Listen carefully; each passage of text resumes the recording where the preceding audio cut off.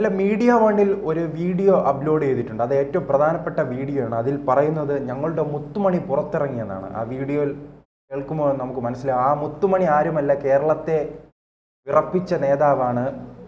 Popular ഫ്രണ്ടിൻ്റെ ഒരു നേതാവുണ്ടല്ലോ, CA Rauf, അദ്ദേഹം ജയിൽ മോചിതനായിരിക്കുകയാണ്. പിന്നെ കേരളം കാത്തിരിക്കുന്നത് ഒരു വിപ്ലവം തന്നെയാണല്ലേ? അങ്ങനെ വിപ്ലവം നടത്താനുള്ള ആരോഗ്യം റൌഫിനിപ്പോൾ ഉണ്ടോ, റൌഫിനും റൌഫിൻ്റെ സംഘടനയ്ക്കും ഉണ്ടോ എന്നുള്ളതാണ് ഉയരുന്ന ചോദ്യം. എന്തായാലും 2022 സെപ്റ്റംബർ 23 ഒരു ഹർത്താലിന് ആഹ്വാനം ചെയ്ത ഒരു കേസ് റൌഫിനെതിരെ ഉണ്ട്. അതുപോലെ പോപ്പുലർ ഫ്രണ്ടിനെ അതിനെ തുടർന്ന് പോപ്പുലർ ഫ്രണ്ടിനെ അതിനുശേഷമാണ് നിരോധിക്കുന്നത്. ആ നിരോധനത്തിൻ്റെ ഭാഗമായിട്ട് നിരവധി ദേശീയ സംസ്ഥാന നേതാക്കളെ NIA അറസ്റ്റ് ചെയ്തു. കുറേ പേരെ തിഹാർ ജയിലിലേക്ക് മാറ്റി, കുറേ പേരെ അതത് സംസ്ഥാനങ്ങളിലെ ജയിലുകളിലും പാർപ്പിച്ചിട്ടുണ്ട്. അതിൽ ഒരാളാണ് ഈ റൌഫിനെതിരെ ലുക്കൌട്ട് നോട്ടീസൊക്കെ NIA പുറപ്പെടുവിച്ചിരുന്നു. പക്ഷെ എന്തായാലും റൌഫിൻ്റെ ഒരു ട്രോളന്മാരുടെ ഒരു ചാകരയായിരുന്നു ഇദ്ദേഹം ചാനൽ ചർച്ചയിൽ വെല്ലുവിളിക്കുമായിരുന്നു വലിയ രീതിയിൽ. ഇവിടെ ആരാണ് BJP, ഇവിടെ ആരാണ് RSS, ഇവിടെ ആരാണ് കേന്ദ്ര ഭരണം എന്നെല്ലാം ചോദിച്ച് ആരാടാ ഈ മോഡി, ആരാടാ ഈ അമിത്ഷാ എന്നൊക്കെ വെല്ലുവിളിക്കുന്നത് നിരവധി തവണ നമ്മൾ കേട്ടതാണ്. പിന്നെ അദ്ദേഹം ഒളിവിൽ പോയി, പിന്നീടാണ് പോലീസ് വീട് കളഞ്ഞു പിടിക്കുന്നത്. പാലക്കാട് പട്ടാമ്പിയിലെ വീട്ടിൽ നിന്നാണ് റൌഫിനെ പൊക്കുന്നത് NIA. അതും ഈ പറയുന്നത് പോലെ കേരളത്തിലെ NIA അല്ലെങ്കിൽ കേരളത്തിലെ പോലീസ് ഉദ്യോഗസ്ഥരല്ല, അർദ്ധസൈനിക വിഭാഗത്തിൻ്റെ സഹായത്തോടു കൂടിയാണ് അവർ ഈ റെയ്ഡുകളെല്ലാം നടത്തിയതും ഈ ഇത്രയും അറസ്റ്റുകൾ നടത്തിയതും. എന്തായാലും അതിരിക്കട്ടെ, ഈ റൌഫ് വളരെ തന്ത്രപരമായിട്ട് കാര്യങ്ങൾ ആസൂത്രണം ചെയ്യുകയും അത് നടപ്പാക്കുകയും ചെയ്യാനുള്ള ഒരു ഗ്രൂപ്പിൻ്റെ ഭാഗമായി, പോപ്പുലർ ഫ്രണ്ടിൽ തന്നെയുള്ള ഒരു ഗ്രൂപ്പിൻ്റെ ഭാഗമായി നിന്ന ആളാണ് ഈ റൌഫ്. സംസ്ഥാന സെക്രട്ടറി ആയിരുന്നു പോപ്പുലർ ഫ്രണ്ടിൻ്റെ. അപ്പോൾ തീർച്ചയായിട്ടും സംസ്ഥാന നേതൃത്വത്തിൻ്റെ അറിവോടും സമ്മതത്തോടും കൂടി നടന്ന എല്ലാ കുറ്റകൃത്യങ്ങളിലും റൌഫിനും പങ്കുണ്ട് എന്ന് വ്യക്തമാണ്. ഇപ്പോൾ റൌഫിന് ജാമ്യം കിട്ടി പുറത്തു വന്നതാണെന്ന് തോന്നുന്നു. എനിക്ക് ഈ വീഡിയോയുടെ വിശ്വാസ്യത അത്ര ഉറപ്പുള്ളതല്ല. ഞാനത് പരിപൂർണമായിട്ടും വിശ്വസിക്കാൻ അല്പം പ്രയാസമുണ്ട്. കാരണം ഇത് മറ്റൊരു ചാനലും ഒരു യൂട്യൂബും ഒരു ഓൺലൈനും ഒരു പത്രവും ഇത് റിപ്പോർട്ട് ചെയ്തിട്ടില്ല. ഈ റൌഫ് പുറത്തിറങ്ങി, റൌഫ് നിസ്സാരക്കാരനല്ല, റൌഫ് ആരാണെന്ന് എല്ലാവർക്കും അറിയാം. പക്ഷെ ആ റൌഫ് പുറത്തിറങ്ങി എന്നുള്ള വാർത്ത ഒരിടത്തും നമ്മൾ കണ്ടില്ല. മീഡിയ വണ്ണിലെ ഈ ഒരു ദൃശ്യം മാത്രമാണ്. ജയിലിൽ നിന്ന് വിയ്യൂരിൽ നിന്ന് പുറത്തു വരുന്നു എന്ന് പറഞ്ഞാണ് ഇത് നമ്മൾ കാണുന്നത്. പക്ഷെ അത് മറ്റൊരിടത്തും കാണാത്തത് കൊണ്ട് തന്നെ അതിൻ്റെ വിശ്വാസ്യത ചോദ്യം ചെയ്യപ്പെടുന്നുണ്ട്. ഇനി അഥവാ റൌഫ് പുറത്തിറങ്ങി എന്ന് തന്നെ ഇരിക്കട്ടെ, ഈ കേസ് വളരെ കടുത്തതാണ്. UAPA ആക്ട് അനുസരിച്ച് നിയമവിരുദ്ധ പ്രവർത്തനങ്ങൾ നിരോധിക്കുന്നതിൻ്റെ ഭാഗമായി, അത് തടയുന്നതിൻ്റെ ഭാഗമായിട്ടാണ് പോപ്പുലർ ഫ്രണ്ടിനെ കേന്ദ്ര സർക്കാർ നിരോധിച്ചിരിക്കുന്നത്. അല്ല, മറ്റൊരു കാര്യം, ഇദ്ദേഹം പുറത്തിറങ്ങിയാൽ പോലും NIAയുടെ കൃത്യമായ നിരീക്ഷണം ഇദ്ദേഹവുമായി ചുറ്റിപ്പറ്റി നിൽക്കുന്നവരും മേലുണ്ടാകുമല്ലോ. തീർച്ചയായിട്ടും, അതിനകത്ത് ഒരു സംശയവുമില്ല. ഈ പറയുന്നത് പോലെ NIA ഇൻ്റലിജൻസും ഒക്കെ വളരെ കൃത്യമായിട്ട് ഇവരെ നിരീക്ഷിക്കും. ഏതെങ്കിലും തരത്തിലുള്ള വഴിവിട്ട പ്രവർത്തനം കണ്ടാൽ വലിയ വലിയ പണികൾ ചെയ്യാനുള്ളതാണ്. കാരണം 2047 കൂടി തന്നെ ഇന്ത്യ ഒരു ഇസ്ലാമിക രാജ്യമാക്കി മാറ്റണം. കുറഞ്ഞ സമയമേ ഉള്ളൂ. കുറച്ച് സമയമേ ഉള്ളൂ. അത് മാത്രമല്ല, അരിയും മലരും കുന്തിരിക്കവും വാങ്ങി വീട്ടിൽ കാത്തു വെച്ചിരിക്കുന്ന കുറേ ആൾക്കാരുണ്ട്. അവരുടെ കാര്യത്തിൽ ഒരു തീരുമാനം ഉണ്ടാക്കണം. ഇതൊക്കെ പോപ്പുലർ ഫ്രണ്ടിൻ്റെ ചുമതലയാണല്ലോ. പ്രത്യേകിച്ച് അതൊക്കെ നടപ്പാക്കേണ്ടത് റൌഫിനെ പോലുള്ളവരുമാണ്. ഒരു കൊച്ചു കുട്ടിയെ കൊണ്ട് അങ്ങേയറ്റം മ്ലേച്ഛമായ, അങ്ങേയറ്റം ക്രൂരമായ ഒരു മുദ്രാവാക്യം വിളിപ്പിക്കുകയും ആ കുഞ്ഞിൻ്റെ മനസ്സിലേക്ക് ഈ വിഷം കുത്തിവെക്കുകയും ചെയ്ത ഇവരെക്കുറിച്ച് എന്താണ് പറയേണ്ടത്? രണ്ട് കാലിൽ നടക്കുന്ന മൃഗങ്ങൾ എന്നല്ലാതെ ഇവരെ വിശേഷിപ്പിക്കുക. അങ്ങനെ വിശേഷിപ്പിച്ച് ചിലപ്പോൾ മൃഗങ്ങൾ പോലും നമ്മളെ വന്ന് തല്ലും. അതാണ് ഇതിനകത്തുള്ള ഒരു കാര്യം. അത്രയ്ക്ക് കൊടിയ ക്രൂരത അതുമാത്രം കൈമുതലായ ഒരു വിഭാഗം ആൾക്കാരാണ് ഇവർ. അല്ല, അതിലേറ്റവും മറ്റൊരു ക്രൂരത ഈ അധ്യാപകന്റെ കൈവെട്ടിയതാണ്. അതല്ല, ഈ ഭീകരവാദികൾ നൽകുന്ന സന്ദേശം എന്താണ് കേരള സമൂഹത്തിന്? അതായത് നിങ്ങളുടെ തലവെട്ടും, ഇന്ന് കൈവെട്ടിയവർ നാളെ തലവെട്ടും എന്ന് തന്നെയാണ്, ഒരു സംശയമില്ല. അത് കൃത്യമായി തിരിച്ചറിഞ്ഞത് കൊണ്ടാണ് ഒരല്പം വൈകിട്ടാണെങ്കിലും കേന്ദ്ര സർക്കാർ ഈ ദുഷ്ടക്കൂട്ടത്തെ നിരോധിച്ചത്, ഈ സംഘടനയെ നിരോധിച്ചത് അതുകൊണ്ടാണ്. എന്തായാലും ഈ പോപ്പുലർ ഫ്രണ്ടിനോടൊപ്പം മറ്റ് 8 പോഷക സംഘടനകളും, ക്യാമ്പസ് ഫ്രണ്ട് പോലെയുള്ള 8 വിമൻസ് ഫ്രണ്ട് പോലെയുള്ള അവരുടെ മനുഷ്യാവകാശ വിഭാഗം ഉൾപ്പെടെയുള്ള 8 സ്ഥാപനങ്ങളും 8 സംഘടനകളും മൊത്തത്തിൽ നിരോധിക്കപ്പെട്ടു.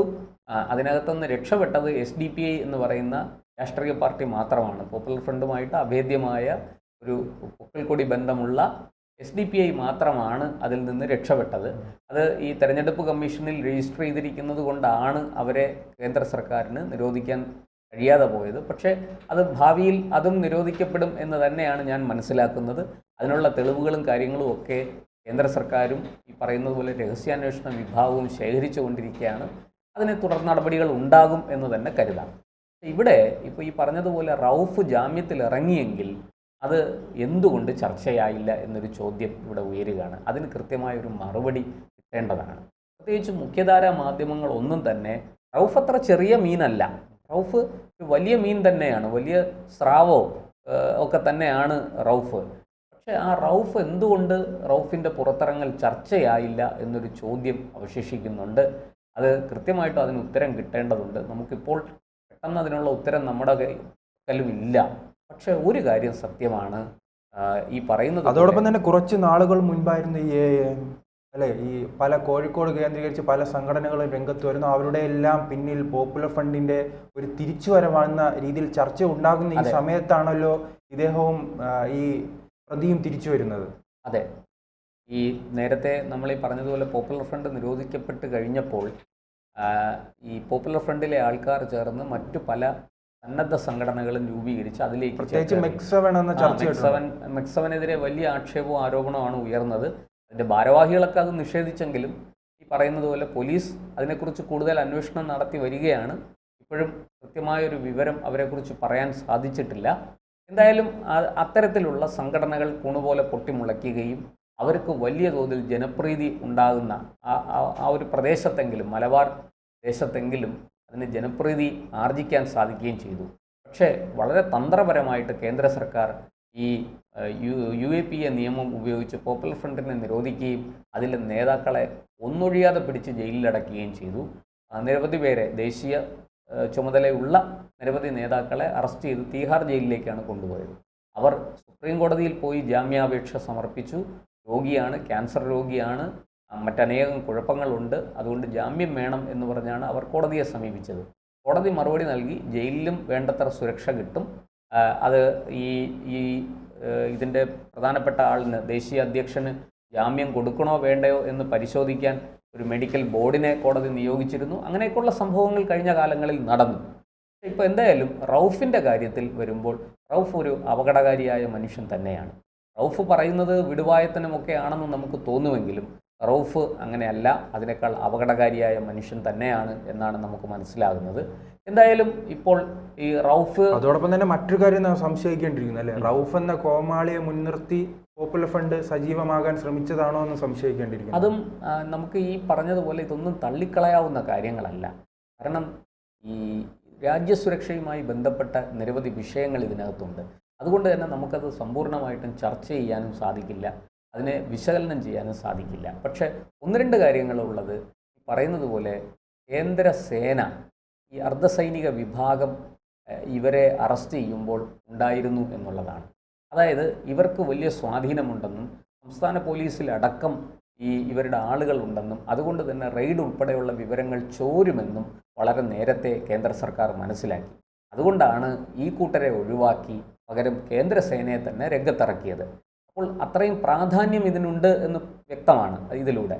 ഈ റൌഫിനെ പോലെയുള്ളവരെ ഈ വീട് വളഞ്ഞ് NIA ഇതുപോലെ കേന്ദ്രസേനയുടെ സഹായത്തോടു കൂടി അറസ്റ്റ് ചെയ്യുകയും ജയിലിൽ പാർപ്പിക്കുകയും ചെയ്തു. ഇപ്പോൾ ജാമ്യം കിട്ടിയിട്ട് പുറത്തിറങ്ങിയെങ്കിൽ ഒരുപക്ഷെ ജാമ്യം കിട്ടി പുറത്തിറങ്ങിയതായിരിക്കണം, അല്ലാതിരിക്കാൻ വഴിയില്ല. കേസ് വിചാരണയൊക്കെ നടക്കേണ്ടതുണ്ട്. നിരവധി കേസുകൾ ഇതിൽ ഓരോ വ്യക്തിക്കും എതിരെ ഉണ്ട്. ആ കേസുകളുടെ എല്ലാം വിചാരണ ആരംഭിച്ചിട്ടേ ഉള്ളൂ, പലതിൻ്റെയും ഇനി ആരംഭിക്കാനുണ്ട്. ഇങ്ങനെ ഒരു സാഹചര്യത്തിലാണ് റൌഫ് ജാമ്യം നേടി പുറത്തിറങ്ങിയിരിക്കുന്നത്. അത് സ്ഥിതിയുടെ ഗൗരവം, ഈ വിഷയത്തിൻ്റെ ഗൗരവം വർദ്ധിപ്പിക്കുന്നു. കാരണം റൌഫ് വളരെ കൃത്യമായി തീരുമാനങ്ങൾ എടുക്കുന്ന ഒരു ഹാർഡ് കോർ ടീം എപ്പോഴും ഇവർക്കുണ്ടാവും. അതിൽ പെട്ടയാളാണ് എന്നാണ് പൊതുവേ ഉള്ള ഒരു വിലയിരുത്തൽ. റൌഫിനെ കുറിച്ചുള്ള വിവരങ്ങൾ പങ്കുവയ്ക്കുന്ന അവസരത്തിൽ ഈ പറയുന്നത് പോലെ അന്വേഷണ ഏജൻസികളും മറ്റും പുറത്തുവിട്ട വിവരം അനുസരിച്ച് റൌഫ് കാഴ്ചയ്ക്ക് ഒരു മാന്യനും ഒരു അത്യാവശ്യം ഒരു നല്ല മനുഷ്യനും ഒക്കെയാണ് എന്ന് തോന്നും. പക്ഷേ ഉള്ളിൽ അങ്ങനെ അല്ല എന്ന് വളരെ കൃത്യമായ വിവരങ്ങൾ ഈ പറഞ്ഞതുപോലെ പുറത്ത് വന്നിട്ടുണ്ട് നേരത്തെ തന്നെ. ഇപ്പോഴെന്തായാലും ഈ റൌഫിൻ്റെ മോചനം നടന്നോ ഇല്ലയോ എന്ന് പോലും സ്ഥിരീകരിക്കാൻ നമുക്ക് പറ്റുന്നില്ല. കേസുകൾ എന്തായാലും വിചാരണ വൈകാതെ ആരംഭിക്കും. റൌഫിനെതിരെ ലുക്കൌട്ട് നോട്ടീസും NIA നേരത്തെ പുറത്തിറക്കിയിരുന്നു. ഇപ്പോൾ അതിൻ്റെ ആവശ്യമില്ല, കസ്റ്റഡിയിലാണ് ആള്. ഇപ്പോൾ ജാമ്യം കിട്ടി പുറത്തിറങ്ങി. ഇനിയിപ്പോൾ NIAയ്ക്കും രഹസ്യാന്വേഷണ വിഭാഗത്തിനുമൊക്കെ പണി കൂടി. അവർക്ക് റൌഫിനെ നിരന്തരം നിരീക്ഷിക്കേണ്ടി വരുന്നു എന്നുള്ളതാണ്. എന്തായാലും നമുക്ക് ഏതാനും ദിവസങ്ങൾ കൂടെ കാത്തിരിക്കാം. ഇതിൻ്റെ തുടർ വിവരങ്ങൾ പുറത്തു വരട്ടെ. അപ്പോൾ റൌഫിനെ സംബന്ധിക്കുന്ന കൂടുതൽ വിവരങ്ങൾ നമുക്ക് പ്രേക്ഷകർക്കായിട്ട് പങ്കുവയ്ക്കാം.